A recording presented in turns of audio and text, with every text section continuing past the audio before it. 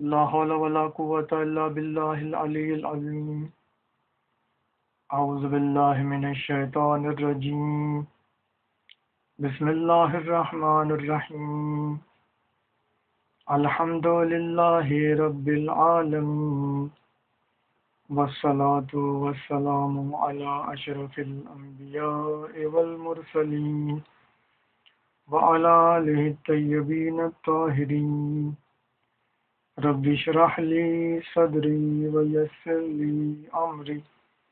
واحلل عقدة من لساني يفقهوا قولي. اللهم صل على محمد وآل محمد وعجل فرجهم. محترم سامعین، السلام علیکم.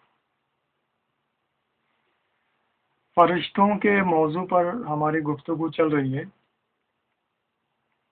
گزشتہ تقریر میں گفتگو اس مرحلے تک پہنچی تھی کہ ہر انسان کے ساتھ 7 فرشتے ہر وقت موجود رہتے ہیں. ان 7 فرشتوں میں سے 2 تو کرامن کاتبین ہیں جو اعمال نامے لکھنے پر مامور ہیں، اور 2 حفاظت والے فرشتے ہیں، اور ایک سائق ہے جو میدان حشر میں انسان کو کھینچ کر لے جائے گا، اور ایک شہید ہے جو اس کے اعمال کی گواہی دے گا، اور ایک فرشتہ ہمیشہ اچھائی اور بھلائی کی طرف آمادہ کرتا ہے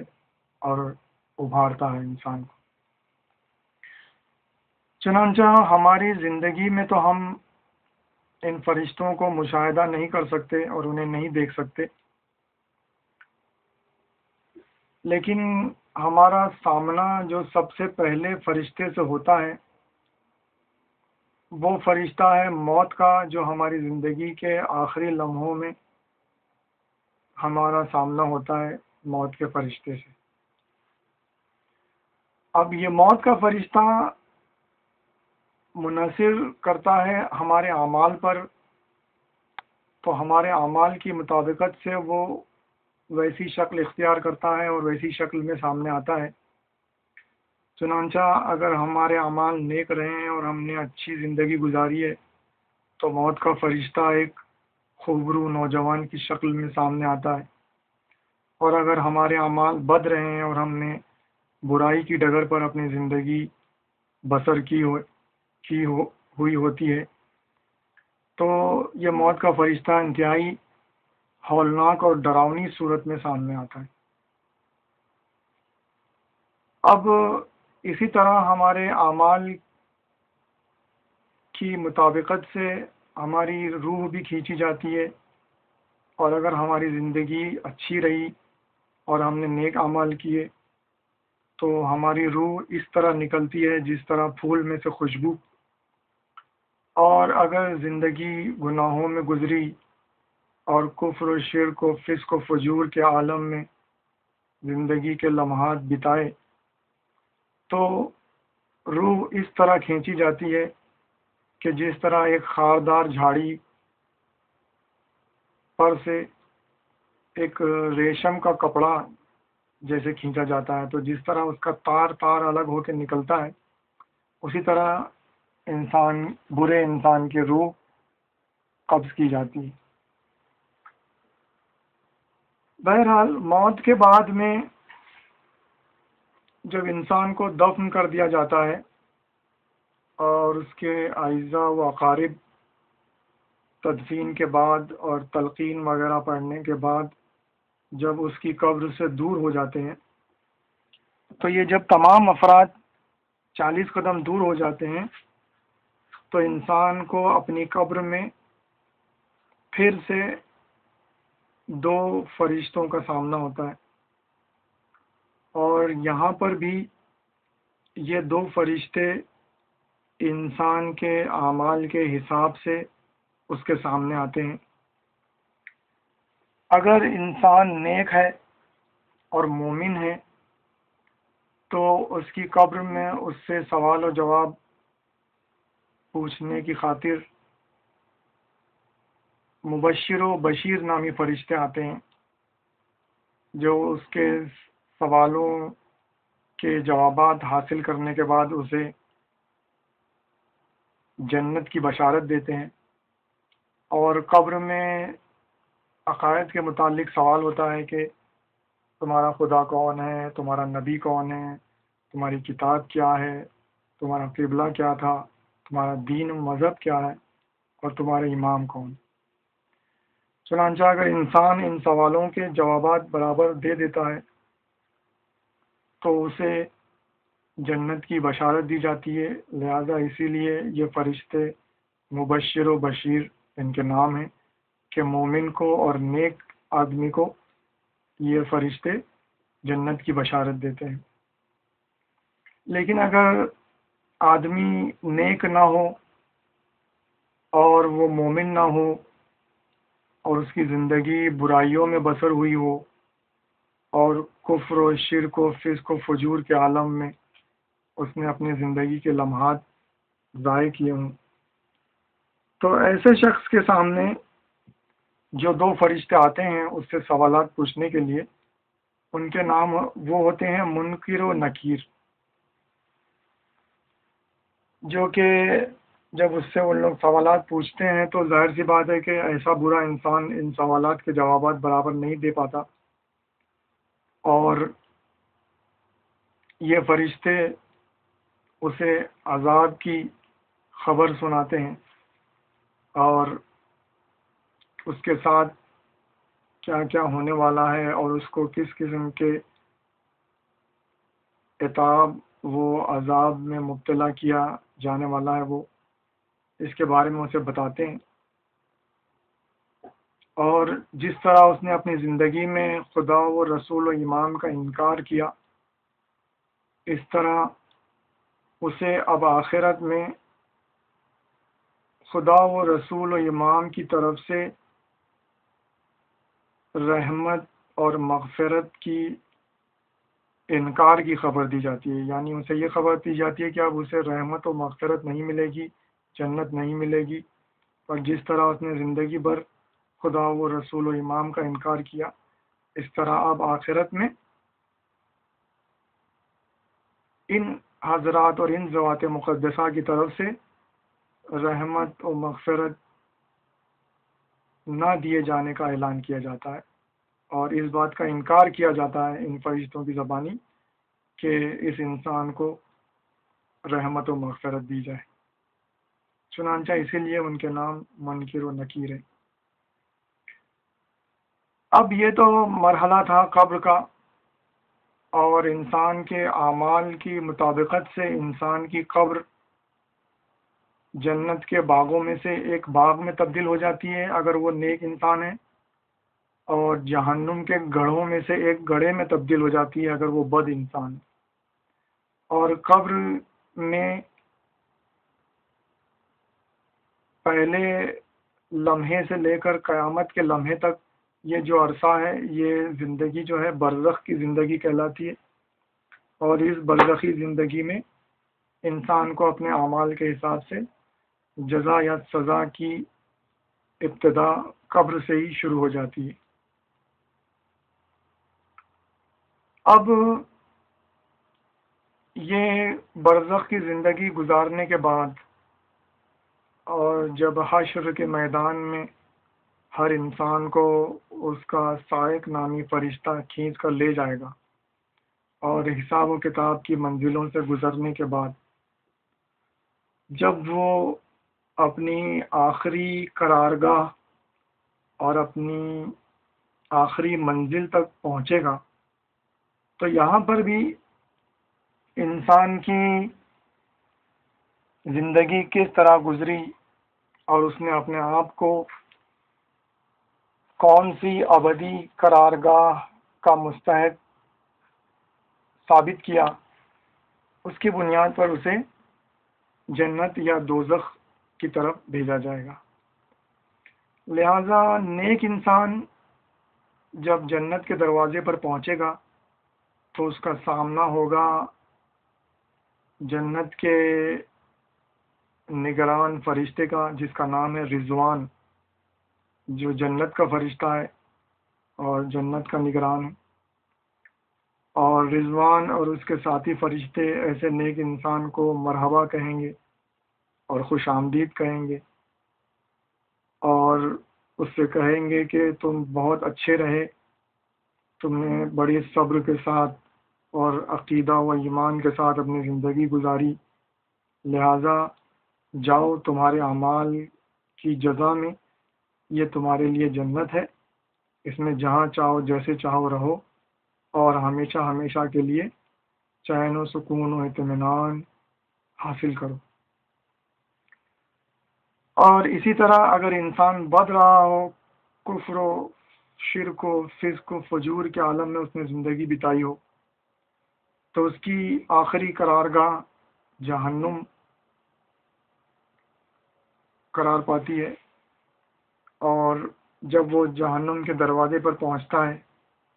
تو داروغ جہنم، جس کا نام مالک ہے،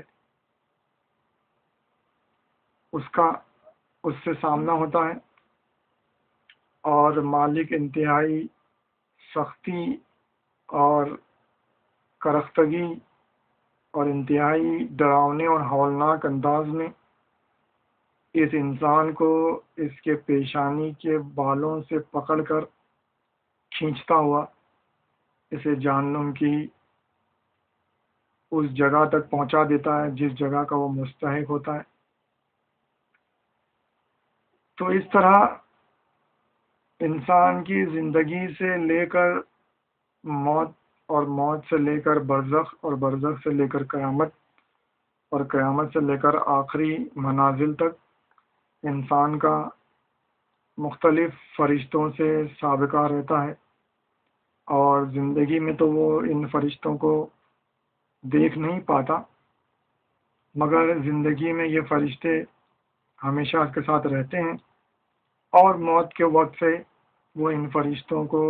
دوسرے فرشتوں کو جو ترتیب وار مراحل سے اپنے اپنے وقت پر اپنے اپنے مناسب مقام پر انسان کے سامنے آتے ہیں،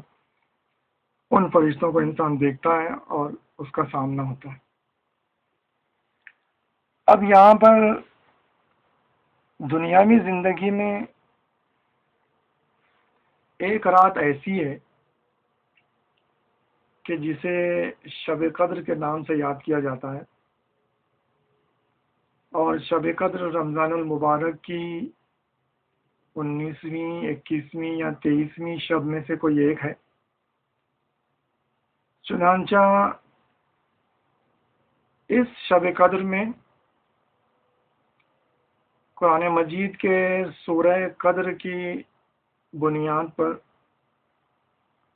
ملائکہ اور روح، جو ان ملائکوں کا سردار ہے،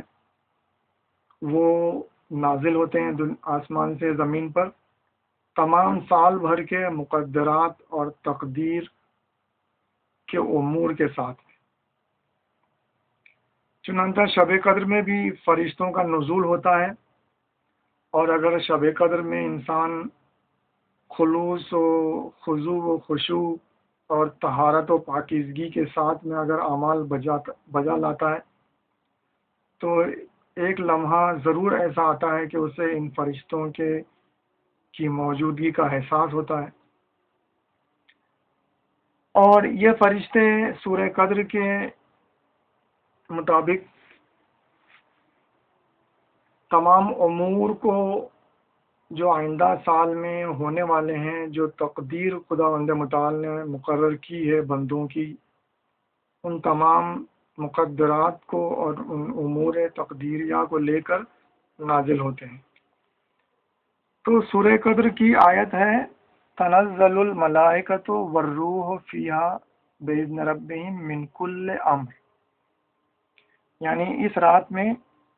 ملائکہ اور روح، جو ان ملائکہ کا سردار ہے، وہ نازل ہوتے ہیں، اور تنزل کا صیغہ جو ہے صیغہ مضارع ہے، جس کا عربی میں صیغہ مضارع کا مطلب ہوتا ہے پریزنٹ اینڈ فیوچر کنٹینیوس، یعنی زمانہ حال اور زمانہ مستقبل دونوں کے لیے صیغہ مضارع کا استعمال کیا جاتا ہے۔ تو اس کے مطابق تنزل الملائکہ کا مطلب ہے کہ ملائکہ نازل ہوتے ہیں، اور مستقبل میں بھی قیامت تک نازل ہوتے رہیں گے، ہر شب قدر میں تمام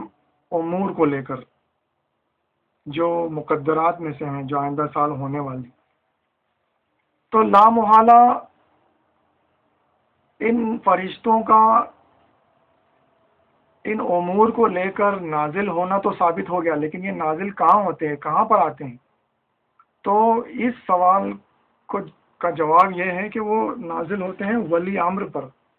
جو کہ قرآن مجید کی آیہ اطیع اللہ و اطیع الرسول و اولی الامر منکم کے مطابق خداوند متعال نے اللہ کی اطاعت اور رسول کی اطاعت اور رسول کے بعد اولی الامر کی اطاعت کا حکم دیا ہے، جو اس بات کو ثابت کرتا ہے کہ رسول کے بعد امت مسلمہ میں قیامت تک اولی الامر کا وجود ناگزیر ہے اور اولی الامر کا موجود ہونا ضروری ہے۔ اور اسی لیے سورہ قدر کی یہ آیت کے مطابق بھی جب یہ ملائکہ اور روح نازل ہوتے ہیں تو یہ نازل ہوتے ہیں تمام امور کو لے کر ولی امر کے پاس، لہذا اسی لیے کہا گیا ہے کہ سورہ قدر جو ہے وہ ہم شیعوں کے لیے ایک انتہائی محکم دلیل ہے کہ ہمارا جو عقیدہ ہے کہ امامت و خلافت رسول اللہ صلی اللہ علیہ وسلم کے بعد قیامت تک متصل ہے، اس میں کبھی بھی دراڑ یا اس میں فصل نہیں ہے، یہ کہیں پر جا کے ختم نہیں ہوتی بلکہ اس کا سلسلہ قیامت تک رہے گا۔ چنانچہ اسی بنیاد پر ہمارے 11 ائمہ جو سن 255 ہجری تک جن کا وجود رہا اور ہمارے 12ویں امام جن کی پیدائش 255 ہجری میں ہوئی اور 259 ہجری سے جن کی امامت شروع ہوئی، تو وہ آج تک پردہ غیب میں ہیں، زندہ ہیں، اور ان کی طول عمر اور غیبت کے متعلق یہاں پر بحث کرنے کا مقام نہیں ہے، ہم اپنی مخصوص تقریروں میں اس کے بارے میں گفتگو کر چکے ہیں۔ اور آج کے دور میں بھی ہمارے 12ویں امام زندہ ہیں، غیبت میں ہیں، اور یہ تمام ملائکہ اور روح ہمارے امام پر جو کہ اولی الامر ہیں فی الحال ہمارے زمانے کے، نازل ہوتے ہیں تمام مقدرات کو لے کر۔ تو سورہ قدر اور آیہ اطاعت کی بنیاد پر اولی الامر کا ہر زمانے میں موجود ہونا ضروری ہے، ناگزیر ہے، اور اسی وجہ سے سورہ قدر جو ہے ہم شیعوں کے عقیدہ امامت کی ایک مستحکم دلیل ہے، اور اسی لیے ہر نماز کی پہلی رکعت میں سورہ حمد کے بعد سورہ انا انزلنا سورہ قدر کی تلاوت مستحب قرار دی گئی ہے۔ یعنی انسان اگر تمام نمازوں میں ہر نماز میں سورہ حمد کے بعد سورہ قدر اگر تلاوت کرتا ہے تو وہ انتہائی بہترین کام کر رہا ہے، اور اس کا استحباب شریعت میں ثابت ہے، اور اس سورے کو ترک کر کے کسی اور سورے کی تلاوت میں وہ ثواب اور وہ فضیلت نہیں ہے جو سورہ قدر کی تلاوت میں ہے۔ لہذا اسی لیے ہمارے یہاں یہ رواج عام ہے کہ ہم اپنی نمازوں کی پہلی رکعت میں سورہ حمد کے بعد سورہ قدر اور دوسری رکعت میں سورہ حمد کے بعد سورہ قل واللہ کی تلاوت کرتے ہیں، جن کا استحباب شریعت میں ثابت ہے، روایات میں آیا ہے۔ یہ تو تھا شب قدر میں ملائکہ کا نزول۔ اب اسی مسئلے پر ایک مرتبہ حضرت علی علیہ السلام اور جناب ابن عباس رحمۃ اللہ علیہ کے درمیان میں یہ مسئلہ چھڑا، اور واقعہ کچھ یوں ہے کہ کسی شب قدر میں ابن عباس رحمۃ اللہ علیہ حضرت علی علیہ السلام کے پاس موجود تھے، اور یہی سورہ قدر اور ملائکہ کے نزول کا تذکرہ ہو رہا تھا۔ تو ابن عباس نے شک ظاہر کیا کہ ملائکہ کا نزول حیات مبارکہ رسول اللہ صلی اللہ علیہ وسلم میں تو قابل قبول ہے، لیکن کیا حضرت صلی اللہ علیہ وسلم کے بعد بھی ملائکہ شب قدر میں نازل ہوتے ہیں تمام امور کو لے کر؟ تو حضرت علی علیہ السلام نے ارشاد فرمایا کہ بے شک وہ حضرت کے بعد میں بھی نازل ہوتے ہیں اور قیامت تک نازل ہوتے رہیں گے ہر سال، تو ابن عباس نے سوال کیا کہ پھر یہ کس پر نازل ہوتے ہیں؟ تو حضرت علیہ السلام نے جواب دیا کہ یہ حضرت کے بعد ولی امر پر، جو امت مسلمہ کا ولی امر ہوگا، جو اس کا امام و خلیفہ ہوگا، اس پر نازل ہوں گے۔ تو ابن عباس نے پھر شک و شبہے کا اظہار کیا اور کہا مجھے یقین تو نہیں آتا۔ تو حضرت علیہ السلام نے فرمایا کہ کیا تم اپنی آنکھوں سے جب دیکھ لو گے تبھی یقین کرو گے؟ تو ابن عباس نے کہا کہ ہاں۔ تو حضرت علیہ السلام نے ان کے آنکھوں پر ہاتھ پھیرا یا دو انگلیوں کے درمیان سے انہیں دیکھنے کے لیے کہا۔ بہرحال جب حضرت علیہ السلام نے انہیں فرشتے کو دکھایا تو فرشتے کی رونق اور اس کے نور اور رونق کی وجہ سے اور فرشتے کے اپنے پر پھڑپھڑانے کی وجہ سے ابن عباس کی بینائی زائل ہو گئی، اور اس واقعے کے بعد اپنی موت تک، اپنی آخری لمحات تک زندگی کے وہ نابینا رہے اور ان کی بینائی جاتی رہی۔ یہ واقعہ شیخ عباس قمی نے اپنی مشہور کتاب منتہی الاعمال میں درج کیا ہے۔ جن حضرات کو دلچسپی ہو وہ اس کتاب کا ضرور مطالعہ کریں۔ تو اس واقعے سے ثابت ہوا کہ حضرت صلی اللہ علیہ وسلم کے بعد بھی ملائکہ نازل ہوتے ہیں اولی الامر پر، اور حضرت صلی اللہ علیہ وسلم کے بعد ولی امر حضرت علی علیہ السلام تھے جن کے اوپر یہ ملائکہ نازل ہوئے، اور آپ نے جب ابن عباس کی طرف سے شکوک و شبہات کا اظہار ہوا تو ان کو باقاعدہ دکھا کر اور مشاہدہ کرا کر ان کے شکوک کو دور کیا، اور اسی وجہ سے ابن عباس اپنی زندگی کے آخری دور میں نابینا ہو گئے، ان کی بینائی جاتی رہی۔ اب یہ مسئلہ تو شب قدر کا اور ملائکہ کے نزول کا یہاں پر ختم ہوا۔ قدیم تاریخ میں دو ایسے فرشتوں کا ذکر ہے جو کہ ہاروت و ماروت کے نام سے جانے جاتے ہیں۔ یہ ہاروت اور ماروت کا ذکر قرآن مجید میں بھی ہے۔ یہ اس زمانے کی بات ہے کہ جب عراق کے قدیم شہر بابل میں ایک زمانہ ایسا تھا کہ لوگوں میں سحر و کہانت یعنی جادو وغیرہ کا بڑا زور ہو گیا تھا، اور جادو ٹونا اور سحر و کہانت اپنے عروج پر تھی، اور اس کی بنیاد پر جادوگر حضرات اور ساحر و کاہن حضرات انسانوں کی زندگیوں میں تصرف کیا کرتے تھے، اور اپنے جادو کے علم کی بنیاد پر شوہر اور بیوی کے درمیان میں جدائی ڈالنا اور لوگوں کو نقصان پہنچانا اور اس قسم کی دوسری باتیں بہت زوروں پر تھی اور بہت عام تھی۔ تو خداوند متعال نے مومنین اور موحدین کو اس فتنہ و بلا سے بچانے کے لیے آسمان سے دو فرشتے نازل کیے تھے جن کا نام تھا ہاروت اور ماروت، جو اس بات پر مامور کیے گئے تھے کہ وہ جائیں اور مومنین و موحدین کو ان جادوگروں کے جادو اور ٹونے اور ساحروں اور کاہنوں کی ان تمام باتوں کا توڑ سکھائیں، اس کا علاج سکھائیں، کیونکہ ان کے اس عمل کی وجہ سے تمام مومنین و موحدین بھی پریشان تھے اور ان کی سمجھ میں نہیں آتا کہ وہ کیا کریں۔ لہذا خداوند متعال نے اپنی رحمت اور فضل و کرم کا مظاہرہ کرتے ہوئے ہاروت و ماروت نامی فرشتوں کو نازل کیا جو مومنین و موحدین کو ان جادو ٹونے اور سحر و کہانت کا علاج اور اس کا توڑ اور اس سے بچاؤ کی تدبیروں کو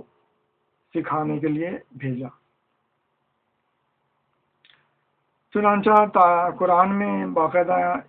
ان فرشتوں کا ذکر ہے، اور تفسیر و تعویل میں ان کے بارے میں تفصیلات کافی ہیں۔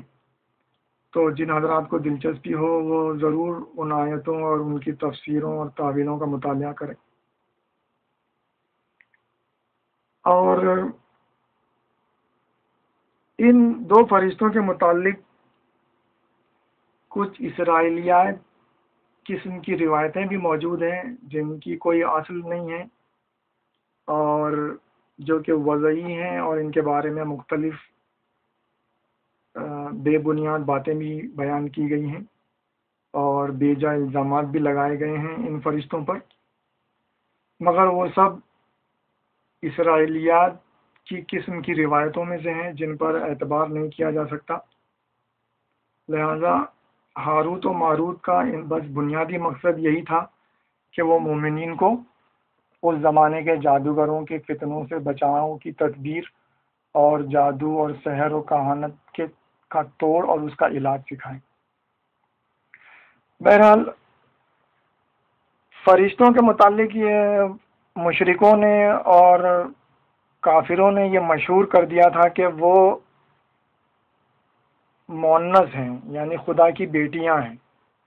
اور ان کی جنس کو مونس کے طور پر متعارف کرایا تھا اور لوگوں میں مشہور کروایا تھا۔ تو اس کا بھی رد خداوند متعال نے قرآن میں کیا ہے کہ کیا تم جب اپنے لیے بیٹے اور اولاد کی خواہش رکھتے ہو تو تم چاہتے ہو کہ تمہارے بیٹے ہوں، اور بیٹیوں کی وجہ سے تمہارے منہ کالے ہو جاتے ہیں اور تمہارے منہ بھی بسور جاتے ہیں اور منہ اتر جاتے ہیں، مگر خداوند متعال کے لیے تم بیٹیوں کو، ملائکہ کو اس کی بیٹیاں قرار دیتے ہو۔ چنانچہ خداوند متعال نے رد کی ہے تو اس بنیاد پر یہ کہا جاتا ہے کہ فرشتوں کی کوئی جنس نہیں، فرشتے نہ مذکر ہیں نہ مؤنث ہیں، نہ ان کا شمار آدمیوں میں ہوتا ہے نہ ان کا شمار عورتوں میں ہوتا ہے۔ چونکہ فرشتے نوری مخلوق ہیں لہذا ان کی کوئی جنس نہیں ہے، اور یہ جو فرشتوں کو بیٹیوں کی شکل میں اور مؤنث کی شکل میں متعارف کرایا گیا ہے وہ مشرکوں اور ملحدوں اور غیر مذہب و لادینیوں کا طور ہے، اور دراصل فرشتوں کی کوئی جنس نہیں ہے۔ اور اسی طرح دن اور رات کے فرشتے الگ الگ ہیں، یعنی جیسا کہ ہم نے بتایا کہ فرشتوں کی تعداد بہت کثیر ہے، تو دنوں کے فرشتے الگ مقرر ہیں، راتوں کے فرشتے الگ مقرر ہیں، لہذا اور اسی طرح ان کی ڈیوٹی چینج ہوتی رہتی ہے۔ دن کے فرشتے جب دن ختم ہو جاتا ہے تو واپس آسمان پر چلے جاتے ہیں، رات کے فرشتے نازل ہوتے ہیں، اور جب رات ختم ہو جاتی ہے تو رات کے فرشتے واپس آسمان پر چلے جاتے ہیں اور دن کے فرشتے نازل ہوتے ہیں۔ تو اسی وجہ سے صبح کی نماز یعنی نماز فجر اور مغرب کی نماز کی بہت اہمیت ظاہر کی گئی ہے، اور اسے اول وقت میں پڑھنے کی بہت تاکید کی گئی ہے، کیونکہ یہ وقت ایسا ہوتا ہے کہ یہ فرشتوں کی ڈیوٹی چینج ہونے کا وقت ہوتا ہے۔ لہذا فجر کی نماز کے وقت جو رات کے فرشتے ہیں وہ جاتے ہوئے بندوں کو دیکھتے ہیں، اور جو دن کے فرشتے ہیں وہ آتے ہوئے دیکھتے ہیں، تو یہ دونوں قسم کے فرشتے فجر کے وقت اور مغرب کے وقت گواہی دیتے ہیں اور گواہ بنتے ہیں انسانوں کے اعمال کے۔ لہذا اسی لیے فجر اور مغرب کی نماز کو اول وقت میں ادا کرنے کی نہایت سخت تاکید کی گئی ہے، تاکہ دن اور رات دونوں کے اوقات کے فرشتے ہمیں نیک عمل بجا لاتے ہوئے دیکھیں اور ہمارے عمل کی گواہی دیں۔ اب فرشتوں کے موضوع پر آخر میں ہم یہ عرض کرنا چاہتے ہیں کہ روایت میں آیا ہے کہ انسان جو ہے اگر نیک عمل کرے اور اچھائی کا راستہ اپنائے تو وہ فرشتوں سے افضل قرار پاتا ہے، اور اگر برائی کا راستہ اپنائے اور بدی کو اپنائے تو وہ جانوروں سے بدتر ہو جاتا ہے۔ تو اس کی وجہ یہ بیان کی گئی ہے کہ خداوند متعال نے فرشتوں کو عقل دی ہے، شہوت نہیں دی، جس کی وجہ سے وہ صرف اچھائی اور نیکی اور بھلائی کا راستہ ہی اختیار کر سکتے ہیں اور اس کے برعکس نہیں جا سکتے۔ اور جانوروں کو شہوت عطا کی ہے لیکن عقل عطا نہیں کی ہے، جس کی وجہ سے وہ اعمال صالحہ اور مکلف بھی نہیں ہیں، اور ان کا صرف کام کھانے پینے سونے اور اپنی نوع اور اپنی جنس کو ارتقاء کی منزل تک پہنچانے اور اپنی وجود کی بقا کے لیے جو ان کے لیے ضروری اعمال اسی حد تک وہ محدود ہیں اور مکلف نہیں ہیں، اور اچھائی اور بھلائی اور نیکی کا راستہ وہ نہیں اپنا سکتے اور ان کے اختیار میں بھی نہیں۔ مگر انسان کو اللہ تعالیٰ نے عقل اور شہوت دونوں دی ہوئی، لہذا اسی وجہ سے اگر انسان شہوت کے ہوتے ہوئے اپنی عقل کو شہوت پر غالب کرے اور نیک اعمال کرے تو وہ فرشتوں سے افضل ہو جاتا ہے، اور عقل کے ہوتے ہوئے اپنی شہوت کو عقل پر غالب کرے اور جانوروں کی طرح زندگی گزارے اور اس کی زندگی کا مقصد سوائے کھانے پینے اور جنسی تسکین حاصل کرنے اور اپنی نسل اور اپنے نوع کی کثرت اور اس کے بڑھاوے کے علاوہ اس کا اور کوئی مقصد نہ ہو، تو وہ انسان جانوروں سے بھی بدتر ہو جاتا ہے، کیونکہ اس کے پاس عقل ہے اور اس نے اس عقل کا استعمال نہیں کیا۔ لہذا اسی لیے علامہ اقبال کا یہ شعر کافی مشہور ہے کہ عمل سے زندگی بنتی ہے جنت بھی جہنم بھی، یہ خاکی اپنی فطرت سے نہ نوری ہے نہ ناری ہے۔ یعنی انسان کے عمل کی بنیاد پر ہی اس کو جنت یا جہنم دی جائے گی، اور بذات خود فطرتاً انسان نہ نوری ہے، یعنی نہ اس کو نور سے خلق کیا گیا ہے، نہ ناری ہے، نہ کہ اس کو جہنم کے لیے خلق کیا گیا ہے، بلکہ وہ اپنے عمل کی بنیاد پر اپنے آپ کو جنت یا جہنم کا مستحق ثابت کرتا ہے۔ چنانچہ سامعین، فرشتوں کے موضوع پر ہماری تقریر اپنے اختتام پر پہنچی۔ انشاءاللہ آئندہ تقریر میں جنات کے متعلق گفتگو کی جائے گی۔ وما علینا الا البلاغ المبین، والحمد للہ رب العالمین، والسلام علیکم ورحمۃ اللہ وبرکاتہ۔